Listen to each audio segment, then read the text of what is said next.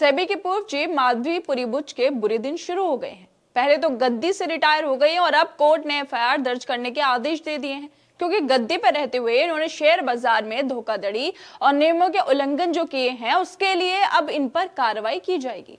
जब तक पद पर बैठी रही तब तक कोई कार्रवाई नहीं हुई, लेकिन पद से हटते ही मुकदमा हो गया, क्योंकि माधवी साहिबा ने पद पर रहते हुए शेयर मार्केट फ्रॉड किए हैं। ऐसे गंभीर आरोप उनके ऊपर अब लगाए जा रहे हैं और इसी वजह से अब उन पर लगाम कसने की तैयारी भी कर ली गई है। माधवी पुरीबुच को लेकर राहुल गांधी भी आरोप लगाते हुए कहते रहे हैं कि उन्होंने अडानी का बचाव किया है, वो खुद भी करप्ट है और अब अदालत ने भी उनके ऊपर भ्रष्टाचार करने के लिए, फ्रॉड करने के लिए एफआईआर दर्ज करने के आदेश दे दिए हैं। और माधवी पर एफआईआर होते ही विपक्ष, पत्रकार तो उनको लेकर सवाल उठा ही रहे हैं, लेकिन खुद बीजेपी के नेता सुब्रमण्यम स्वामी भी नरेंद्र मोदी भक्तों को लेकर तंज कसने लगे हैं, नरेंद्र मोदी की आलोचना करने लगे हैं, मोदी भक्तों को लेकर ट्वीट कर रहे हैं और कह रहे हैं कि इस खबर से चेलों को झटका जरूर लगा होगा।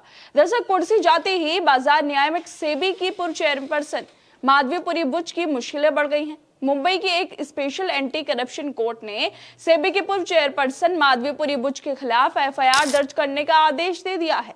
माधवीपुरी पर गंभीर आरोप लगे हैं। उनके खिलाफ शेयर मार्केट फ्रॉड और न्यायिक के नियमों के उल्लंघन मामले में कोर्ट ने एफआईआर दर्ज करने का आदेश दिया है। 28 फरवरी को ही माधवी पुरीबुच का सेबी प्रमुख का कार्यकाल खत्म हुआ था और हफ्ते भर से पहले ही उन पर अब एफआईआर दर्ज करने के आदेश दे दिए गए हैं, क्योंकि माधवी पुरीबुच ने सेबी के चेयरपर्सन रहते हुए जो काम किए, जो फ्रॉड किए, उसको लेकर एक याचिका डाली गई थी, जिसमें याचिकाकर्ता ने आरोप लगाया था कि माधवी पुरीबुच ने स्टॉक एक्सचेंज में कंपनी की लिस्टिंग में बड़े पैमाने पर फाइनेंशियल फ्रॉड और भ्रष्टाचार किया है। उन्होंने पद पर रहते हुए सेबी और कॉर्पोरेट संस्थाओं के बीच मिली भगत, इनसाइडर ट्रेडिंग और लिस्टिंग के बाद पब्लिक फंड की हेराफेरी की है।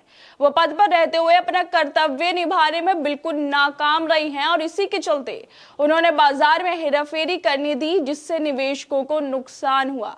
नियमों को पूरा नहीं करने वाली कंपनी को भी लिस्टिंग की अनुमति दी गई, जिसके बाद अब अदालत ने उनके खिलाफ एफआईआर दर्ज करने के ऑर्डर भी दे दिए हैं। और कोर्ट के ऑर्डर देते ही फिर एक बार बीजेपी के नेता, नरेंद्र मोदी के आलोचक और हर बार नरेंद्र मोदी को लेकर कटाक्ष करने वाले खुद बीजेपी के नेता सुब्रमण्यम स्वामी ट्वीट कर रहे हैं, नरेंद्र मोदी की आलोचना कर रहे हैं और साहब के भक्तों को लेकर तंज कसते हुए कह रहे हैं कि मोदी के चेलों को झटका लगा होगा। वैसे वाकई इस खबर से साहब के समर्थकों में सदमा तो जरूर पहुंचा होगा। जो साहिबा लगातार नरेंद्र मोदी की जिगरी को बचाने के लिए फ्रॉड करते रही, अडानी का बचाव करती रही, अब उन्हीं साहिबा पर मुकदमा हो गया है। लगातार पद पर रहते हुए माधवी पुरीबुच पर आरोप लगते रहे। पहले अमेरिकी रिसर्च फर्म हिंडरबर्ग ने 2024 के आखिरी में माधवी पुरीबुच के खिलाफ एक रिपोर्ट जारी की थी, जिसमें दावा किया गया था कि अडानी ग्रुप के विदेशी फंड में सेबी चीफ माधवी और उनके पति की हिस्सेदारी है। साथ ही इस रिपोर्ट में अडानी ग्रुप और सेबी के बीच मिली भगत का आरोप भी लगाया गया था। इसके बाद राहुल गांधी ने माधवी पर आरोप लगाते हुए कहा था कि माधवी पुरीबुच ने अपना काम नहीं किया, उसकी वजह थी भ्रष्टाचार, आपसी हितों का टकराव, लेकिन इसके बावजूद उन्हें हटाया नहीं गया। जानता है, हिंदुस्तान का हर रिलेटर निवेशक जानता है कि माधवी पुरीबुच करप्ट है और वो अडानी का बचाव कर रही हैं। माधवी पर लगातार आरोप लगते रहे और पद पर रहते उन पर कोई कार्रवाई नहीं हुई, लेकिन जैसे ही पद से हटी वैसे ही मुश्किलें बढ़ गई। पहले माधवी पुरीबुच को फेयरवेल नहीं दिया गया, अब एसीबी कोर्ट ने एफआईआर दर्ज करने के आदेश भी दे दिए हैं। इस मामले के सामने आने के बाद पत्रकार अवेश तिवारी भी लिखते हैं कि ये ऐतिहासिक है, सुंदर है।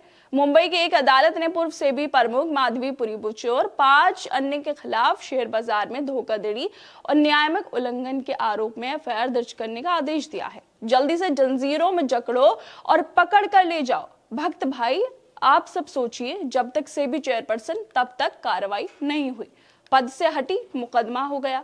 क्या पद पर थी, बस इसी ही वजह से उन पर कोई कार्रवाई नहीं हो रही थी, लेकिन अब ना पद रहा और एफआईआर अलग से हो गई है।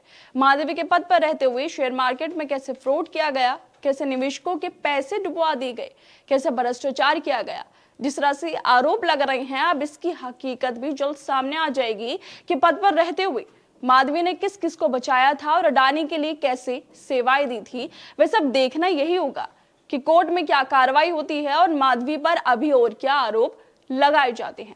खैर दोस्तों, आप लोगों को क्या लगता है इस वीडियो को लेकर? हमें अपनी राय जरूर दें और बाकी तमाम खबरों को देखने के लिए जुड़े रहिए हमारे साथ।